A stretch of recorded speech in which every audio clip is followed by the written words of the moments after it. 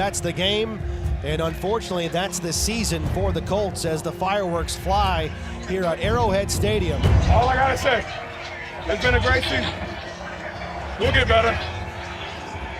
These dudes brought me here. I didn't expect this kind of bond, this kind of brotherhood, man. I appreciate every single one of y'all, everything y'all got. When people wrote us off for 1-5, we came together and we balled our asses off. Can't nobody take that from us. Can't nobody take nothing from us for what we did this year. I appreciate y'all. I love every one of y'all. We know this ain't gonna be the same next year. That's how it is. But we got a team, boy, and let's put it together. Like he said, we can't climb Everest the first time. It's hard. But then we gonna do that.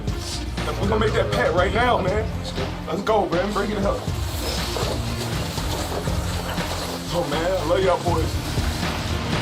Family on 3. 1, 2, 3, family. You had a very emotional post-game speech. Where'd that come from? It was just heart. It was just, you know, it took an organization that believed in me when no one else did, a team that took me in as their brother, and I felt like they knew that I would always give them my all. For Eric Ebron, the 2018 season was as much about receiving as it was about giving. Lofting it for Eric Ebron. Touchdown! Touchdown! Eric Ebron! How was that for you last year? It was so fun. My wife enjoyed it. I think we were like week 5, and I was like 5 touchdowns. And I'm like, honey, don't get too excited because this will end. And then we're like week 6, week 7. We're like, all right, honey, let's not get ahead of ourselves. And we just kept, I'm like, look, we're gonna ride this thing out now. Let's go. Eric Ebron, 11 receptions in the red zone, 11 touchdowns. I told him not to play man. I told him, don't play man coverage against 85. They did it. In his first season under Frank Reich, Ebron led all tight ends with 14 touchdowns. Good job, man. Thanks, awesome. Man. Good job, man. Thank you for bringing me here, dude. I swear. Thank you for being here. We're here because of you. Professionally, last year is the high. Where was the low? I think my low was my last year in Detroit. Goes over the middle, it is dropped. Hit Eric Ebron right in the hands again, and he didn't hold on down to 35. I thought that was gonna be my year. Like, I thought that was gonna be the year that I had here. I thought, you know, because I knew what I was capable of. And right now, Eric Ebron is just flat lost. He would call me and say, you know, I just don't feel like myself. You know, I'm not loving football like I know I did. It was my passion, and now it's kind of just seems like work. And I just told him I wanted him to be happy. And you know, This is ongoing. yeah, the fans here want to see more out of Eric, and they've let him know about it. I kind of just let it play out. Then they end up releasing me. That was like the lowest I've ever been. They didn't want me there, and I kind of didn't want to be there, to be honest. So what I did was I cried. I thought a little bit. I cried to myself. You know, I had to really man up and figure out who I was all over again. And then when I got the call from Frank told me, I want you to have fun. I want you to bring that juice, and I want you to go out there and do you. Let's go, man. Y'all gotta have that energy, cuz.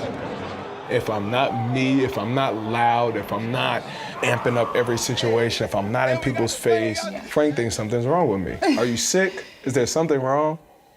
That's who I am. Where did that come from? Have you always had that That's growing always up? me. Yeah? That's always been me since I was a kid. Were you in trouble a lot as a kid? A lot, a lot. I was a boxer when I was young. It was kind of my way of kind of staying out of trouble. So I boxed nonstop, workout, box, workout, box. And I always watched Mike Tyson. And when I went to the signing, it was like, Mike Tyson's here. I was like, I'm going to say what's up to Mike Tyson. And I was just like, I just want to let you know, when I was younger, it kept me out of trouble, and you were my inspiration as I was younger. And I'm honored to meet you. And he just put my hand over his heart and just said, thank you. It means a lot. So it was dope. Is that up there? Big moments in life? Big moments, definitely up there with big moments in my life. You guys want to see my gift my wife got me for my birthday? Of course, we want to see the gift you As big moments go, there is nothing quite like what happened to Ebron last season. You would describe Eric. Oh, look at that. Oh, yeah. So 14 regular season touchdowns, of course. Three different Who's that? pictures of Who's different that? touchdowns. Yeah. And then I just kind of made it a little collage. Oh, and this is the rocking the baby. Yeah, that's That's when Aiden was born. This is when I Aiden think was that born, was the yeah. first one of the season, right? With the Yeah, this was the first touchdown of the season. And then That's this the big was one. the game winner to beat Miami. Amazing. So Yeah. Aiden was born January 3rd, and that game was January. Texans game. Yes, right, Yeah. 6th or That- whatever it was. Yeah, Maybe? I was trying to hold off till he got here. Because you're from Houston. But from Houston, so And the game's in Houston. It was in Houston, that first playoff game in Houston Right. that weekend. But I literally walked over to the hospital and had him in 3 hours. Wait, so he wasn't there? He missed the birth, but he got there probably like 2 or 3 hours after it happened. You're amazing. You did this. Gabby just pumps the baby out. She's like, okay, by the way, here's your son. Ebron went from the hospital to NRG Stadium in search of his first postseason victory. Okay, man. Yes, sir. All day. All day. Andrew Luck throws right side, caught by Eric Ebron. Touchdown! Touchdown, Eric Ebron! Hey, this for my son. This for my son right here. You feel me? Now, in his 6th season, Eric Ebron has been reborn in Indianapolis. When I say Detroit Lions now, what do you think? I think of a part of a chapter in my life that made me a better person. I think of a place where I had to go to understand who I truly was. So I take it as a blessing. I take it as a place that I'll never forget, an experience I'll never forget, and I'm happy where I am now. Do you want to end your career in Indianapolis? Forever. I never want to leave. I think they know that. They made such an impact on me and my family, accept us wherever we go. I mean, I had like this whole introduction, my first Pacers game. It just felt so home-like. Especially with the contrast Exactly. that you had in Detroit. And especially from where I came from to where I am now, they just overshadowed everything. So it's just been great. Going off. I told him I was going off.